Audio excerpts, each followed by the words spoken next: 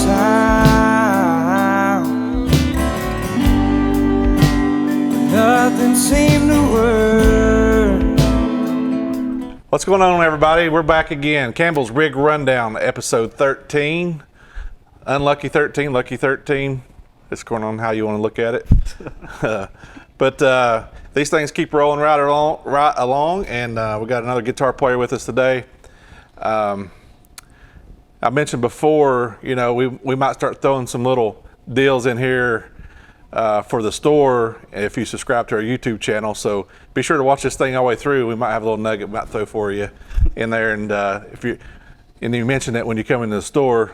That way I know you subscribe to the YouTube channel. Anyway, we're going to welcome Mr. Torrey Warren here of the band, the Dime Store Cowboys, and I'm a little bit familiar with him. He's a ETSU country grad, and not yet. Almost. So fine guitar player.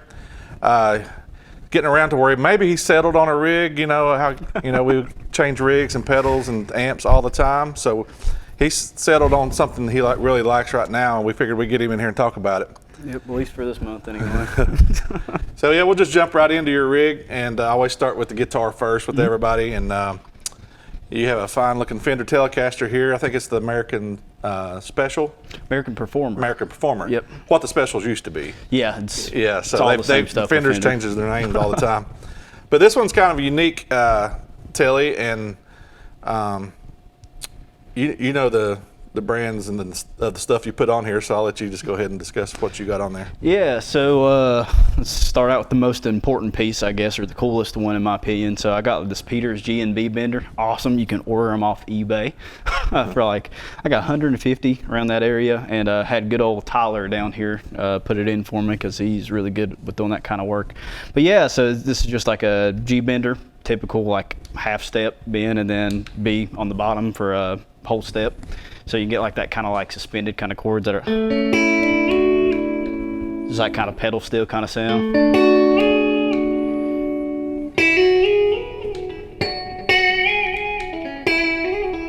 Kind of like vocals, kind of what I've been doing with it, because like I kind of suck with it because I've only had it for a couple weeks now. Yeah, other than that, I got this Babbitt's bridge that whoever, bless them, had it before me put on. Yeah. Really cool bridge. Really worked out well with this bender, which I'm thankful for, because like the regular ashtray that most Tellys come with, it would just like block the strings. You had to drill it out. Been a real nightmare. But the design of this thing has been great.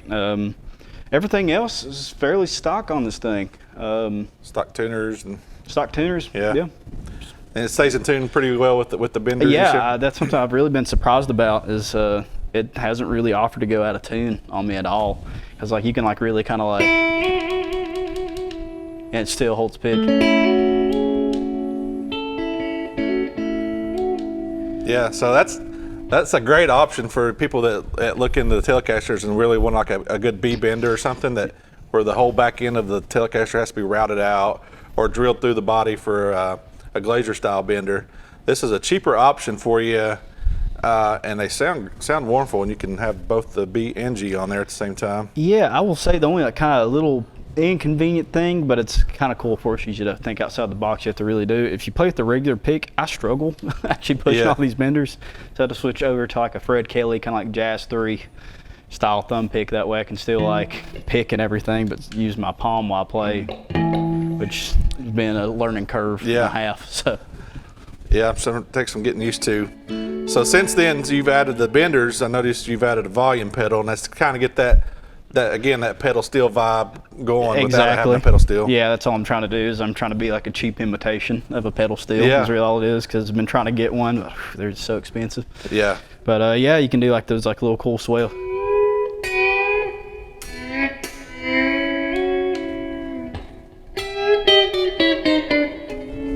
Only real pedal steel licks I got so far. It's been fun. It's been it's also another learning curve. Getting used to a volume pedal, because you don't really want to rock it to where there's nothing. It's like slowly bringing it in. Yeah, just kind of feeling where all that play is in them. So that's just the Ernie Ball volume pedal. You got that here at the store. Sure did. I actually got everything. Everything here at the store, yeah. Except for that one little Phase 95. That's it. And out of the volume pedal, straight into Boss Chromatic TU3 standard tuner, works great. And then the compression, you know, playing country music, that's pretty important, I think, to have a good compressor on the front end and getting the sustain, and especially with the benders and the volume swells, it helps. It does. It's like even that stuff out. But it's a Boss CS3, yeah. Yep, she real squishy, but I like that. I like that in a compressor sometimes, especially for guitar. Some other instruments you might not want real heavy compression, but I think with like a Telly, it just has that country sound. Just Telly gives it the spank. Fender amp with a compressor. Is all you need. And it stays on basically all the time. Yeah, it sure does. All right, then the compressor into another Boss pedal, Blues Driver. In my opinion, one of the best mild overdrive pedals out there. I mean, they've been making them for so long and they sound great. I don't care what amp or what guitar you're running through them. So I'll agree with that. They're a very versatile pedal. I will say here lately though, I've been not really using it as much for like super gainy kind of stuff. It's mainly just as a little booster and to color my sound a little bit. Yeah. So not much, just kind of pushing the amp a little bit harder. Yeah, that's what I found, especially with this amp in particular. It seems to like it more if you just like cut the gain down a little bit more and just go through the amp. It sounds a lot cleaner, a lot bigger sounding in my opinion. Yeah. And clear without getting like too muddy or distorted. Yeah. And we talked about before we went on here, you know, he's always ran a Russian big muff pedal that I give him heck about, being in a country band running a big muff, you know. Who does that? But now he's got a rat pedal, so now we're in a country band and he's running a rat pedal. Yeah, well, and, you haven't had a chance to play with this thing yet, so no. We'll kick it on. It might blow the amp up. Who knows? Yeah, because we mainly only use it for like a couple songs anyway, which really all I got it for. It's just a couple songs, but I love the way they sound.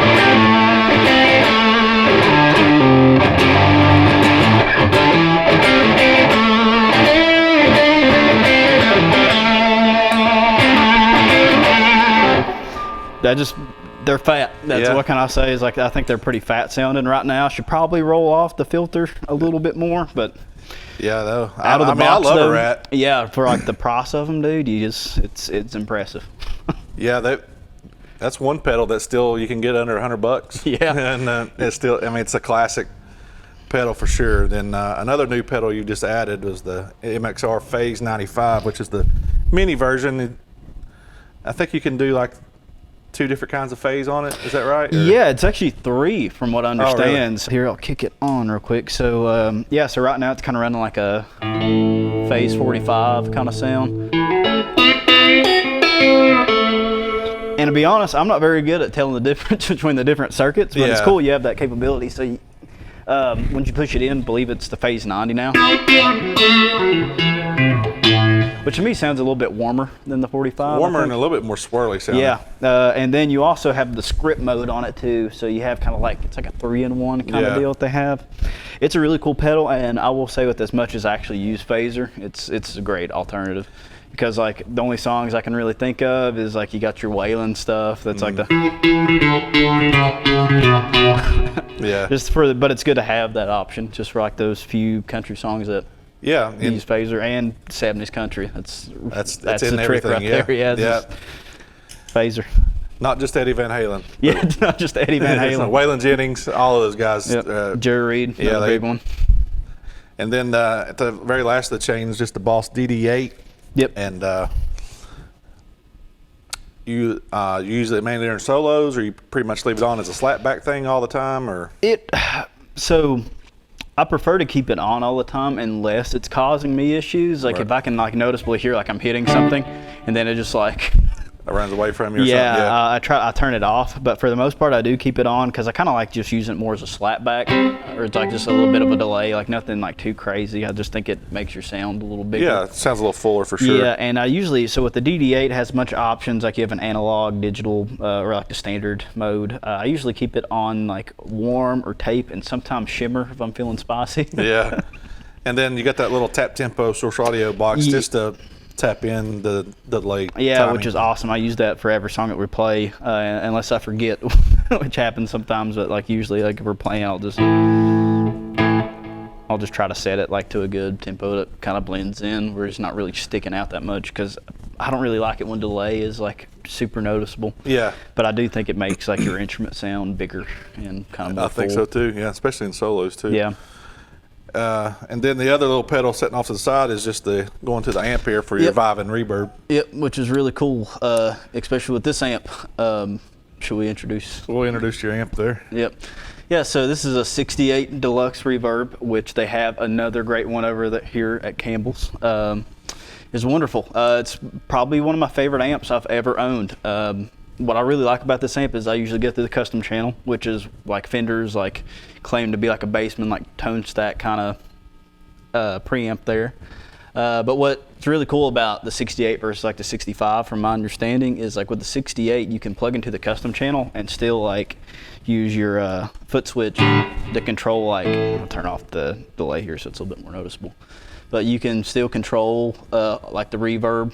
Oh, gotcha. On the vintage channel, which I find really versatile. Yeah. Same thing with like the tremolo, even though I don't have it like on at all. Same thing, so you can like turn on some like trim if you want it. Maybe.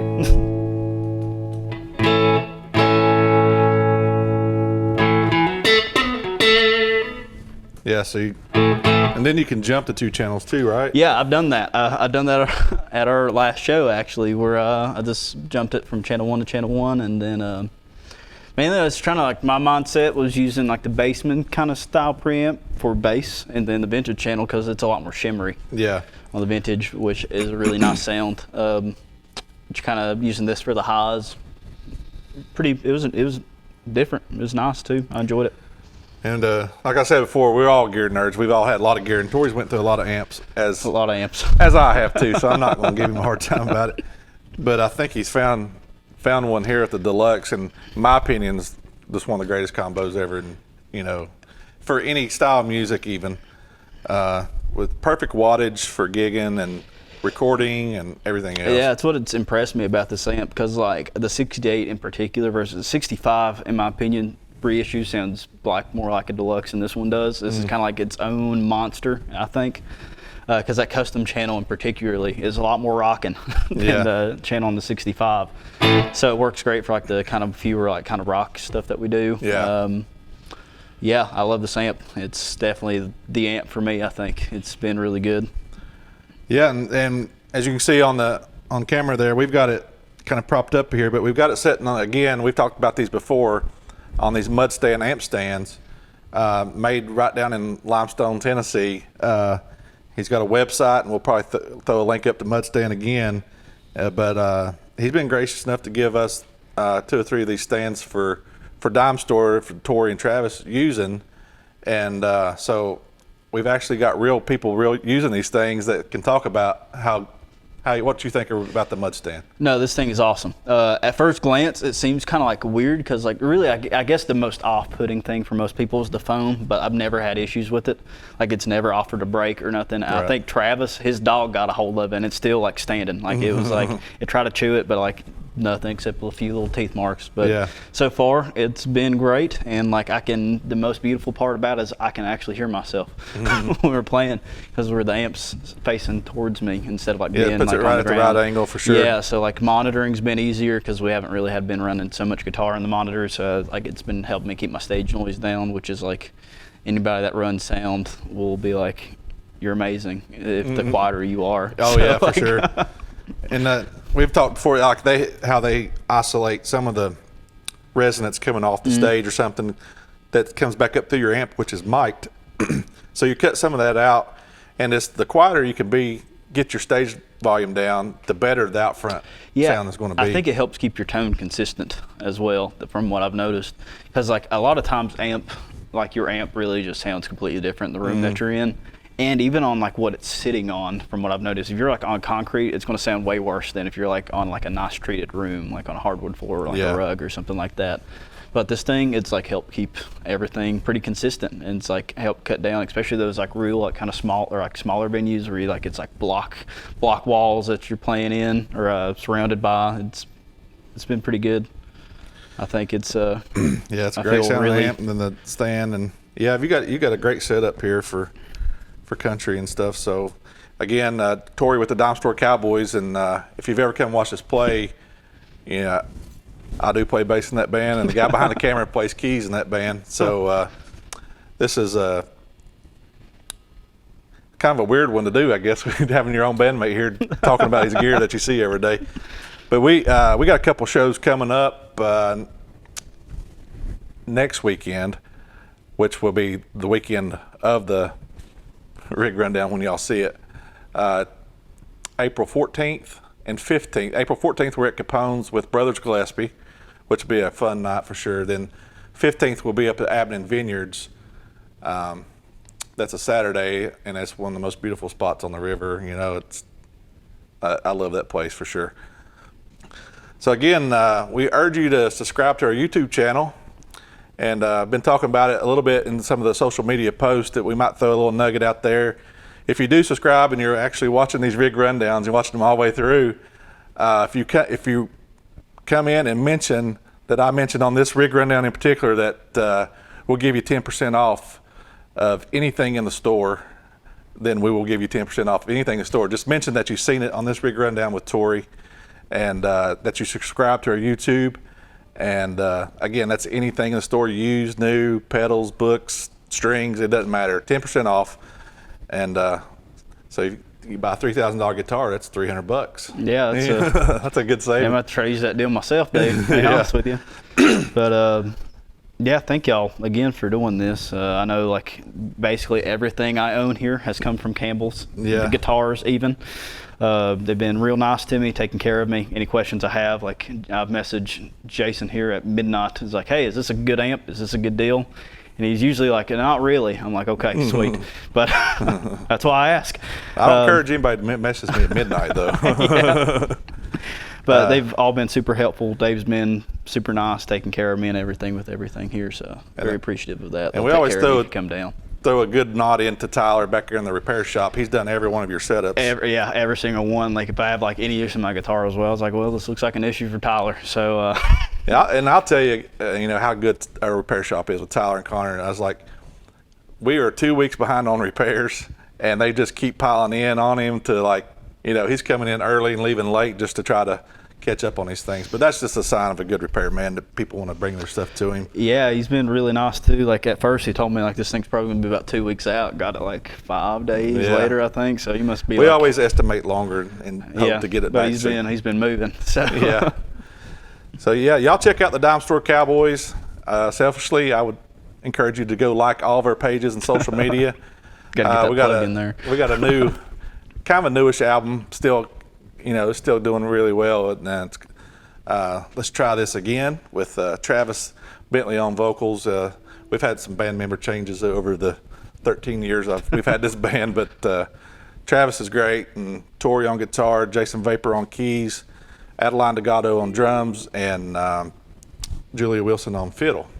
So yeah, it's a real fun band to be a part of, and I appreciate you showing up and kind of doing this last minute for us today. We had another one scheduled, and but you know, fortunate we have band practice tonight, so Torrey could step in. Yeah, and run luckily this I had rig my full rig. Yeah. The only difference was this Rat, which is pretty interesting. Yeah, man. If you want to just play maybe some Dime Store licks or just licks that you want to play, and we'll just play through some, kind of see what this whole rig sounds like. And yeah, I'll like let's see here. Here's one of my favorites. Travis wrote is like that.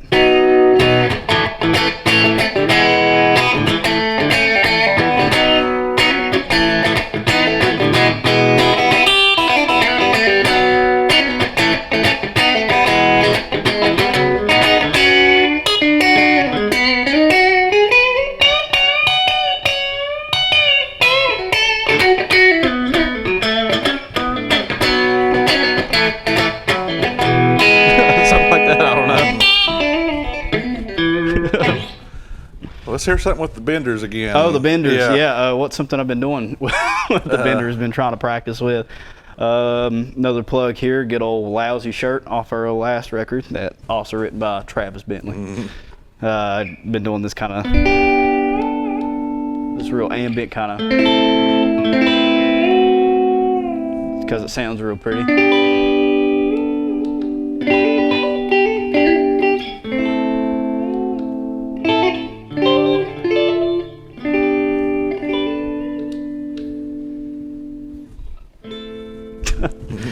I ain't got too far with them yet, but I'm working on it. That sounds good so far. I love a good pedal steel, and that's as close as you can get, just about. You know.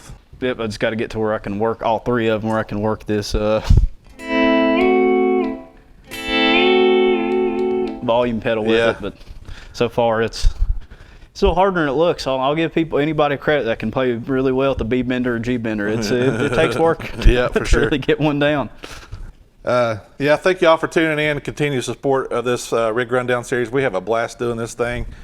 We've got a bunch lined up in the future, and again, we're going to show some really impressive rigs here, hopefully coming up soon, and talk about recording and maybe get another bass player in here hopefully soon. And but Torrey, we appreciate you showing up and doing this for us this evening. And no problem. Y'all check out the Dime Store Cowboys, and remember, you come in and mention this, you saw it here.